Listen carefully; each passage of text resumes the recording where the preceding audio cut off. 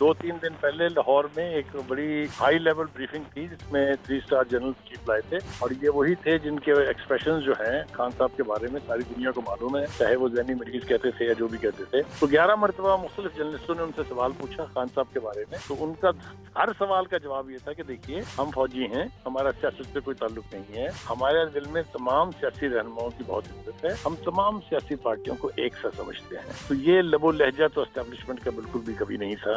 दूसरी विटनेस हुई जो सुप्रीम कोर्ट की लैंडिंग है बीच में या इंटरवेंशन, जो भी नाम आप उसको दे दें, कि वो सारी पिटीशन जो पहले 2.5 साल से 1.5 साल से नहीं लग रही वो भी लग गई हैं, अहकामात भी जारी कर दिए गए हैं कि उनका इलाज बेहतरीन तरीके से होना चाहिए और आपने देखा कि हुकूमत ने उसके ऊपर अमल करा। दूसरा शोबा है हुकूमत का। अगर आपने नोट किए हो जितने भी स्पोक्स पर्सन है, चाहे वो राना सनाउल्लाह है, चाहे वो तलाल चौधरी है, वो सब पूरे खुशबू और खुशबू से कह रहे हैं कि उनका इलाज होना चाहिए, उनका इलाज हम बेहतरीन जगह पे कराएंगे। एक साहब तो यहाँ तक चले गए कि उन्हें अगर बाहर भेजना पड़ा तो हम भेज देंगे। अब ये सब क्यों है, ये है मेरे ख्याल से सबसे बड़ा सवाल। सर ये हालात बदले हैं, गवर्नमेंट किसी दबाव में गई है, आज टीम भी पहुंची हुई थी, फिर सुप्रीम कोर्ट को भी इंटरवेंशन करना पड़ी। सर ये ओवरऑल क्या मंजरनामा बन रहा है, आपसे बेहतर कोई नहीं सर बता सकता इस मंजरनामे को।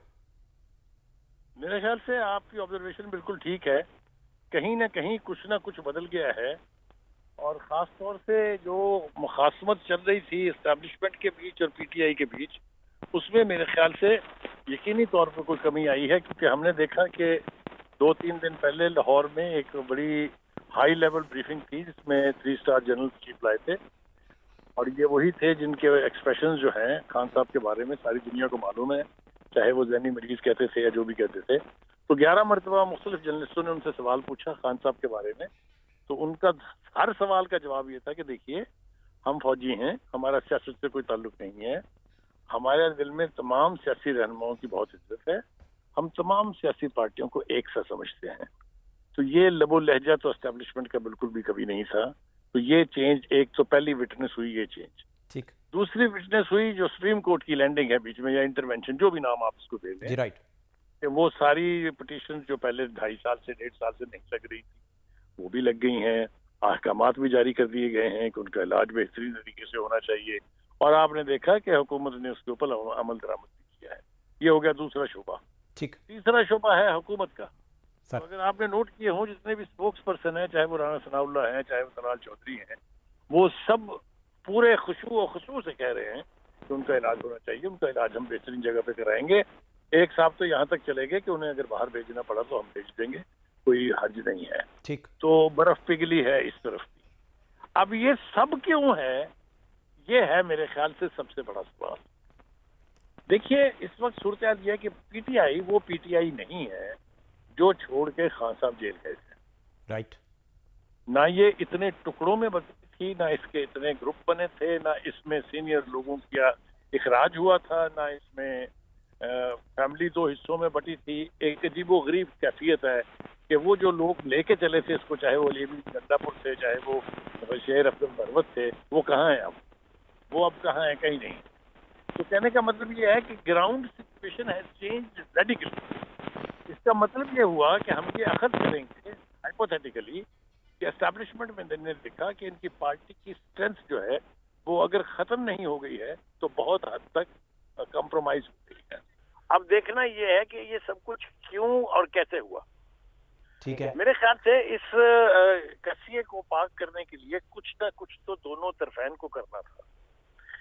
देखिए जो लहजा है उसका मैं आपको एक मिसाल दूंगा, बाकी आप खुद अखद कीजिए कि महमूद अचकज़ई, जिसको इस वक्त यानी नेशनल असेंबली में लीडर ऑफ अपोजिशन भी मान लिया है पीटीआई ने, उन्होंने एक बयान दिया फौज के बारे में कि ये 4 जिलों की फौज है। उसको कौन पढ़ा सबसे पहले? बैरिस्टर गौहर। उसने कहा ना ये पार्टी की पॉलिसी है, ना पार्टी की पॉलिसी की लाइन में है, वो डिसोन दिस स्टेटमेंट। ये देखा आपने? बिल्कुल ठीक, दुरुस्त फरमा रहे। इसका मतलब ये है कि वो जो बैकडोर हम किया करते थे उसके नतायज अब सामने आने शुरू हो गए हैं।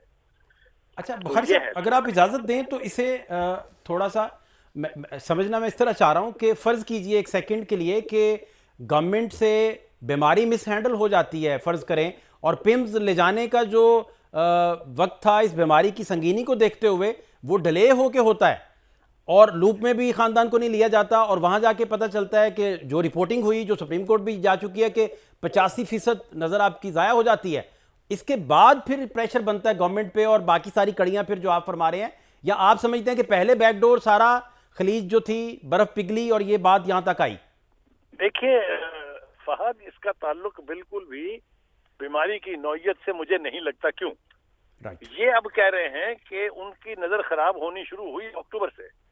رائٹ اکتوبر، نومبر، دسمبر، جنوری، ان 4 مہینوں میں آپ نے آنکھ کا کوئی تذکرہ نہیں سنا. 4 نومبر کو ان کی بہن عظما خان جا کے ان سے ملتی ہیں اور باہر آ کے میڈیا کو کہتی ہیں کہ میرا بھائی بالکل صحت مند ہے، اس کی صحت. از دیٹ رائٹ اور ناٹ؟ Right sir. تو کہنے کا مطلب یہ ہے کہ بالکل اس طرح ہی ہے کہ ہم نے 2 میچ جیت لیے، انڈیا کے ساتھ میچ کھیلنے کے لیے اب ہائپ آسمان پہ پہنچی ہوئی. لہٰذا اس بیماری کی نوعیت جو ہے وہ اب گمبھیر اس لیے ہو گئی ہے کہ کسی نہ کسی کروٹ اس اونٹ نے اب بیٹھنا ہے.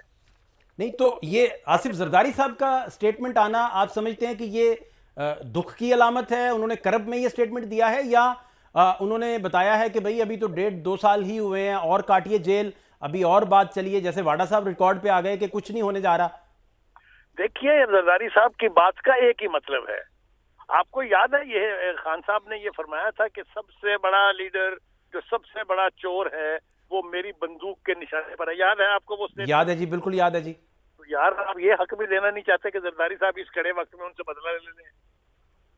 تو آپ کہہ رہے ہیں کہ زرداری صاحب کو پتا ہے کہ وہ کڑا وقت بیت گیا ہے؟ نہیں، دیکھیے ان کا خیال یہ ہے کہ کچھ ہونے والا ہے. یہ ہمیں یعنی بلاول بھٹو زرداری کے لہجے سے بھی لگتا ہے، یہ ہمیں زرداری صاحب کے اس اسٹرانگ سٹیٹمنٹ سے بھی لگتا ہے.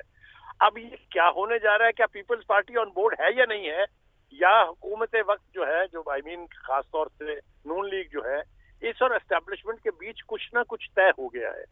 اس لڑائی کو اب ختم ہونا ہے. اب دیکھنا یہ ہے کہ کیا ان کو مکمل آزادی دے دی جائے گی کہ وہ سیاست کریں؟ The answer is know.